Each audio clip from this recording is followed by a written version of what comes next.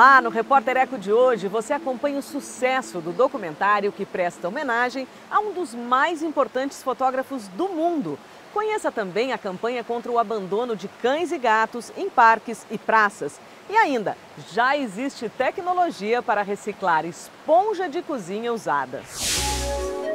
Esse tipo de material é recolhido por ONG socioambiental e encaminhado para uma empresa que fabrica um novo produto a partir do resíduo plástico.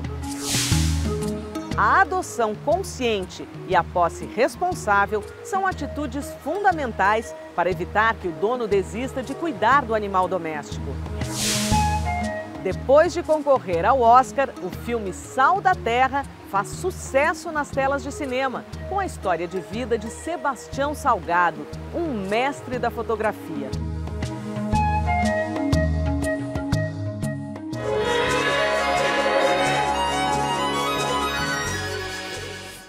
Esponja de cozinha, depois de usada, pode ter um novo destino, a reciclagem. Uma empresa desenvolveu um projeto para transformar esse tipo de resíduo em outros produtos.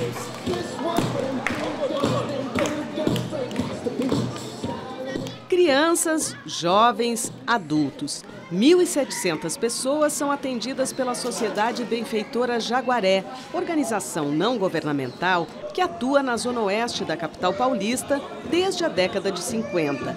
Aqui são oferecidos serviços nas áreas de cultura, educação, lazer, esporte e saúde. Este grupo participa do curso profissionalizante de formação de agentes de projetos sociais e ambientais. A tarefa aqui é separar e contar as embalagens trazidas de casa para encaminhar para a reciclagem. São caixas de leite ou suco, frascos de produtos de beleza e um objeto fundamental para a limpeza da louça, a esponja doméstica. Eu sei que as esponjas agridem muito o meio ambiente, demora muito decomposição. O que se fazia com a esponja na sua casa?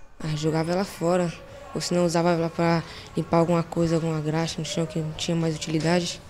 As contas são feitas pelas próprias donas de casa. Uma esponja de cozinha dura, em média, 1 mês. Depois disso, ela acumula sujeira, bactérias, deforma, não serve mais para uso. Ao longo do tempo, esse é o tipo de resíduo que a gente vem jogando no lixo comum.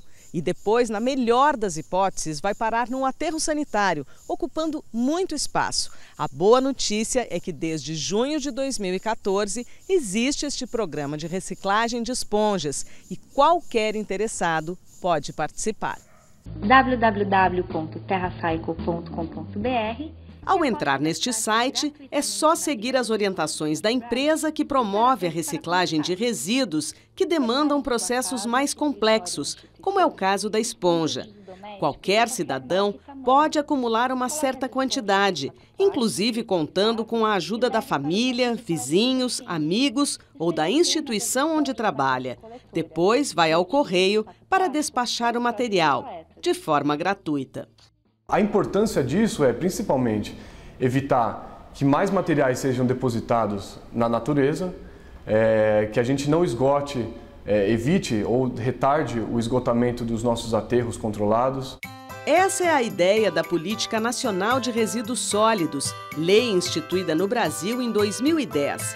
Ela determina a obrigatoriedade das empresas cuidarem do que fabricam até o fim do ciclo de vida do produto.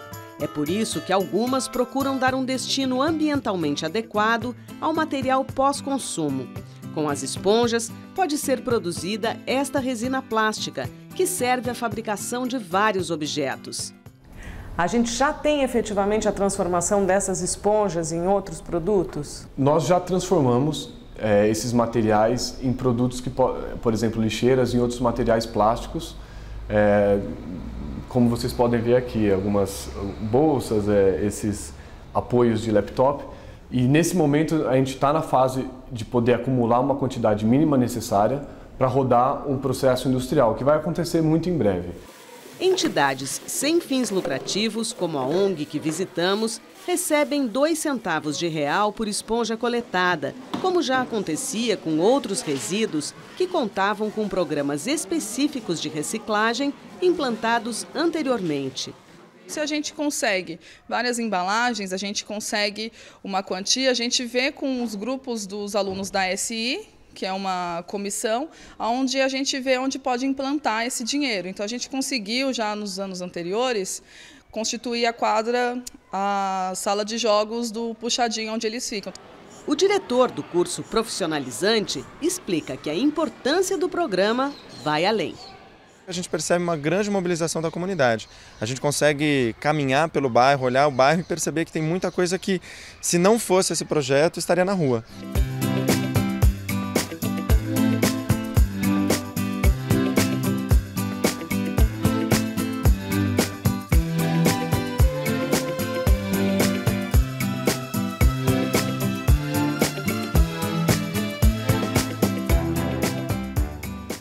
Você acompanha agora alguns dos fatos e pesquisas na área de meio ambiente que tem destaque aqui no Repórter Eco. No Dia Mundial da Terra, 22 de março, a NASA, Agência Espacial Norte-Americana, divulgou imagens que ilustram as mudanças climáticas. São fotos que mostram o antes e o depois em diversas regiões do planeta. Cenas como a do derretimento da geleira no Alasca, ou a seca de um lago no Iraque. Alterações no meio ambiente, muitas delas intensificadas pela ação humana. O desmatamento da floresta amazônica aumentou 195% em março deste ano, comparado ao mesmo mês de 2014. A perda de vegetação atingiu uma área de 52 quilômetros quadrados. Os dados não oficiais são da ONG Amazon, Instituto do Homem e Meio Ambiente da Amazônia. O desmatamento se concentrou nos estados do Mato Grosso e do Amazonas. O levantamento oficial, feito pelo INPE, Instituto Nacional de Pesquisas Espaciais, usa critérios diferentes de avaliação. Aguarde, porque tem mais!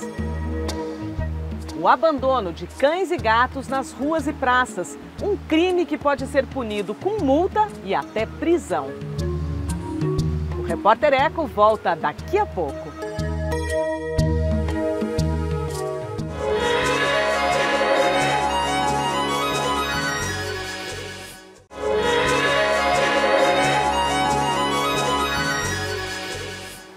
As cenas são dramáticas. Cães e gatos são abandonados em ruas e parques das cidades brasileiras. Além de revelar falta de compaixão e de ética com outros seres vivos, o ato é criminoso. Pode ser punido com multa e até prisão.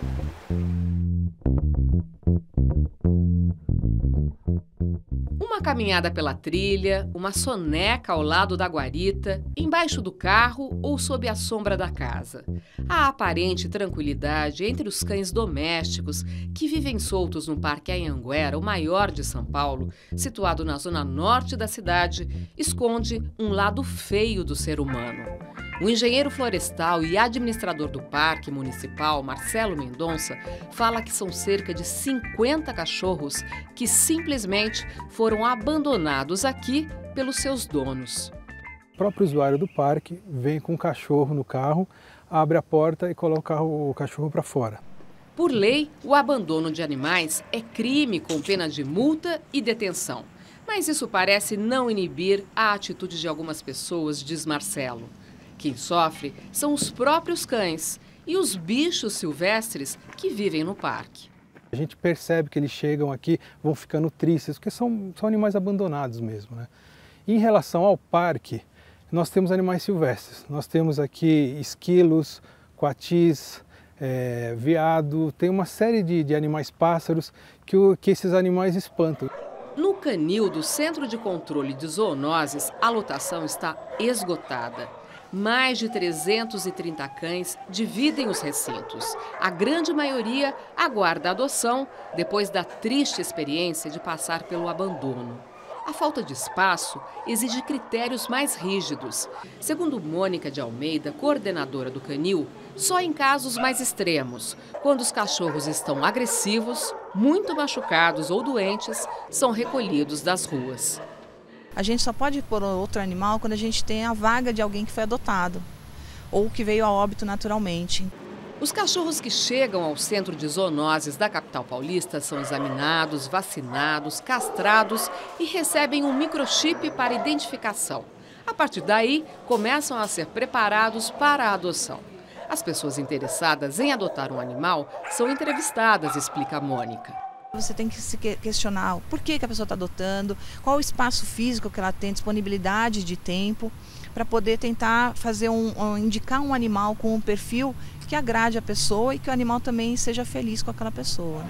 Mesmo assim, algumas adoções são desastrosas. É o caso de Tyson, de 8 anos. Ele foi adotado e, meses depois, encontrado atropelado numa avenida da cidade. O cachorro foi identificado pelo microchip. A gente ligou para a proprietária, recolheu o cachorro, ele estava com a pata machucada, a gente cuidou e ligou para a proprietária para saber como é que estava o animal. A gente não falou que ele estava aqui. E a pessoa falou que o cachorro estava lá e estava bem. Então a gente foi até a casa da pessoa fazer a visita para ver esse animal. Quando chegou lá, que informaram que o cachorro tinha fugido no dia anterior e o animal já estava aqui com a gente há mais de uma semana. Já Tobias e Caruza tiveram um dono muito especial. Um morador de rua que ficou muito doente e precisava de tratamento médico. Mas primeiro se preocupou em arrumar um lugar seguro para seus grandes companheiros. A psicóloga do setor convidou para vir conhecer onde os cachorros iriam ficar e ele veio. Quando ele veio, ele falou que os cachorros estariam seguros, então ele aceitou deixar os cachorros com a gente e foi para o tratamento dele com a família no interior. Isso é um exemplo de posse responsável, de alguma forma? Isso é um exemplo de posse responsável e de amor no coração, né? Porque a situação toda dele, ele estava preocupado com aqueles que acreditavam nele e dependiam. João Bosco trabalha no canil há 5 anos, é um funcionário dedicado, alimenta, faz a higiene e passeia com os cachorros. A rotina com esses bichos amoleceu o coração do agente de zoonoses, que adotou 3. A de 12 é a menina moça, né? Que é uma pretinha. O Willy, o de 7 e Júnior de 2 anos. E essa belezura que está aí no seu colo? Essa é a Mel, ela está para adoção, né? Então tá filhotinha, tem uns 4 meses. Com a experiência que ganhou, João Bosco tem uma receita simples para uma adoção consciente. Acho que primeiro tem que caber no coração antes de caber na sua casa, na sua família, né? Porque se não entrar no coração, acho que não tem como ele ficar bem na sua casa, né? Então, tem que ter responsabilidade. Responsabilidade, que senão, né? Porque você sabe que é uma vida, né? Você não pode pegar e maltratar, abandonar, né? Acho que depois você tem que assumir, né?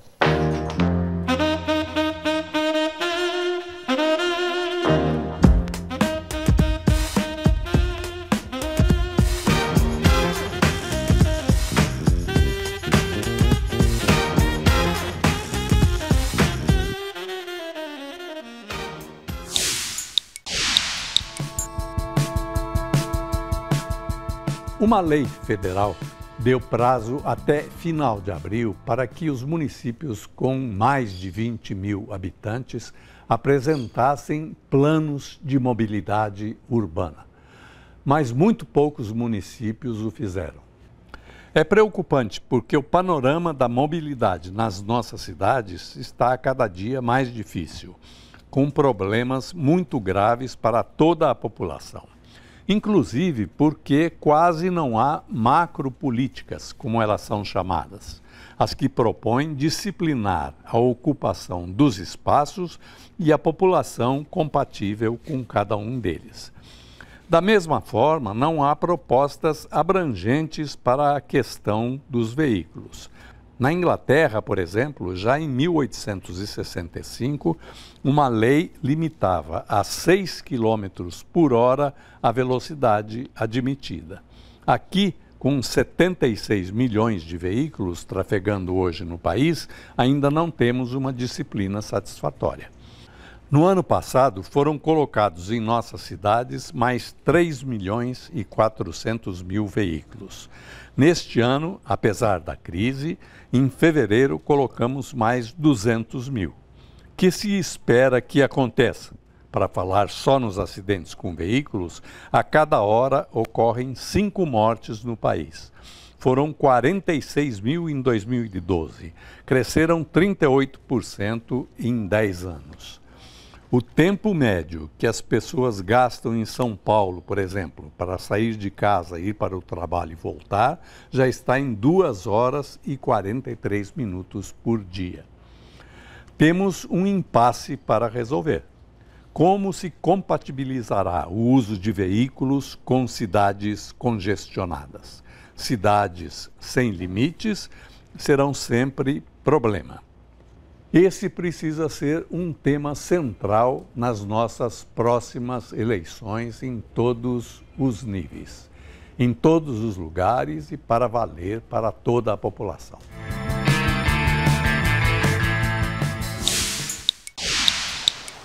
Chegou a hora das imagens que a gente escolheu para você na internet.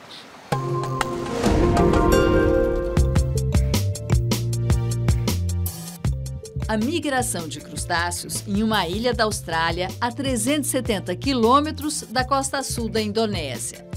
Todos os anos, a cena impressiona. Entre novembro e janeiro, época de chuvas, mais de 100 milhões de caranguejos vermelhos deixam suas tocas nas florestas da Ilha Christmas e partem em uma longa jornada rumo ao mar. É o período de reprodução e desova da espécie. Como uma grande onda, eles invadem as estradas que recebem sinalização de alerta aos motoristas para evitar que sejam esmagados pelos carros. Descem dunas e encostas e ocupam todos os espaços que encontram pela frente, como um campo de golfe. As escolas colocam obstáculos nas portas. Os alunos, acostumados ao fenômeno natural, aguardam os visitantes em clima de brincadeiras. Obstinados, os caranguejos passam por dentro das casas. Os moradores são obrigados a expulsá-los para manter a rotina diária. O tapete vermelho avança até atingir o litoral. Os caranguejos, então, depositam os ovos que eclodem aos milhões, gerando novos crustáceos para surpresa dos turistas. Os adultos carregam os recém-nascidos nas costas, de volta às florestas, onde encontram abrigo e comida até o próximo ano, quando as chuvas indicam que é tempo de mais uma migração de caranguejos.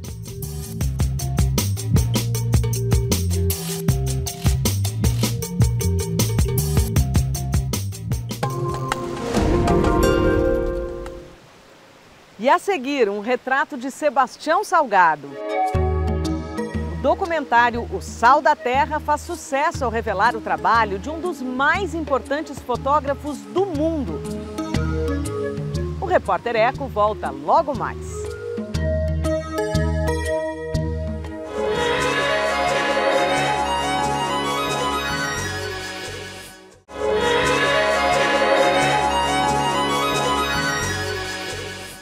O documentário Sal da Terra faz sucesso no Brasil e no mundo. O filme, que concorreu ao Oscar, revela a obra de Sebastião Salgado, um dos mais importantes fotógrafos do planeta. O filho dele, Juliano, e o diretor Wim Wenders contam a história deste ser humano preocupado em melhorar a condição de vida na Terra.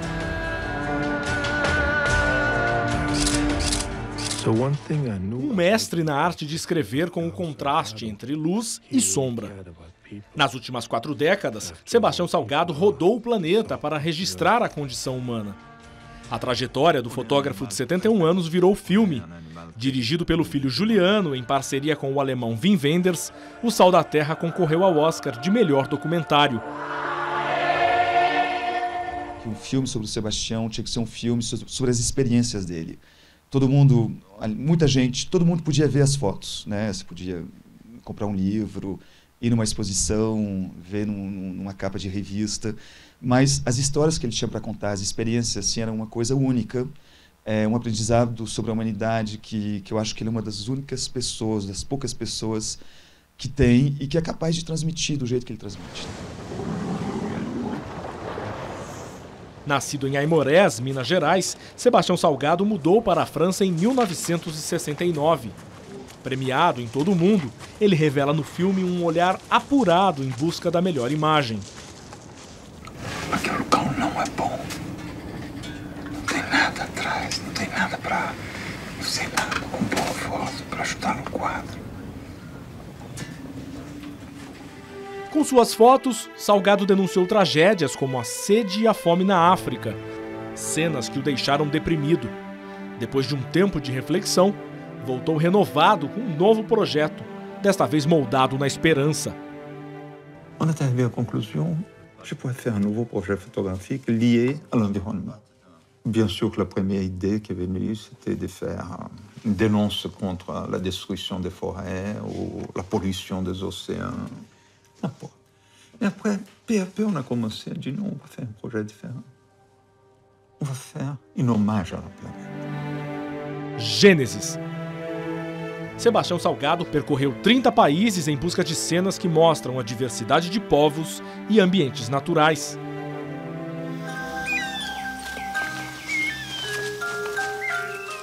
Além de grande fotógrafo, Salgado é conhecido também por investir na fazenda da família, no Vale do Rio Doce, onde passou a infância. No início, a área era uma terra arrasada. A mulher Lélia, coordenadora das viagens e dos projetos fotográficos, foi parceira do sonho de refazer a floresta. Foram plantadas 2,5 milhões de mudas. O Instituto Terra já recuperou 600 hectares de mata, uma área equivalente a 780 campos de futebol. Mais de 1.000 nascentes ressurgiram. Mas a maior batalha na recuperação da fazenda da família Salgado não foi vencer a terra seca. Foi vencer as mentes. Meu próprio avô não acreditava que era possível, ele não entendia. Para ele, aquilo era uma terra produtiva, iam gastar um dinheirão para plantar árvore e acabar com essa terra, né, que podia render ainda dinheiro para quem ia tomar conta dela. E ele nunca entendeu, até a morte dele, ele não conseguiu fazer esse passo. E era o caso da maioria das pessoas em volta do Instituto Terra, dos fazendeiros lá. 15 anos depois, a gente vê o resultado, é uma coisa incrível, mas além assim, dessas árvores, dos animais que voltaram, a água também voltou.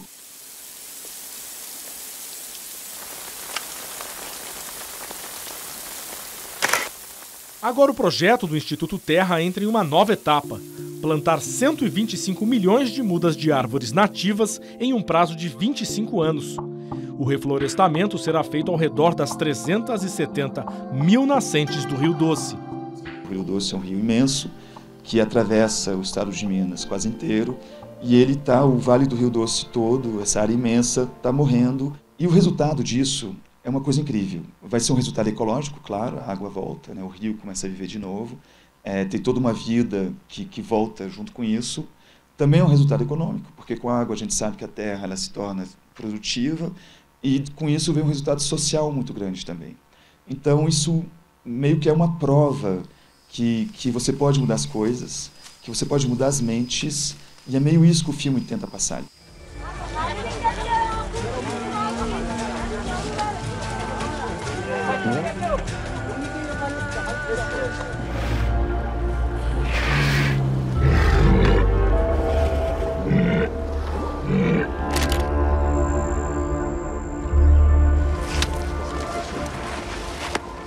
Impressionante. A visão tendo que vai dar leite, só os dentes ainda, você não compreendia a forma da cabeça. Impressionante. Se você quiser rever as reportagens, entre no nosso site. Anote os endereços na internet. cmais.com.br/repórtereco. No Facebook, curta a página facebook.com/repórtereco.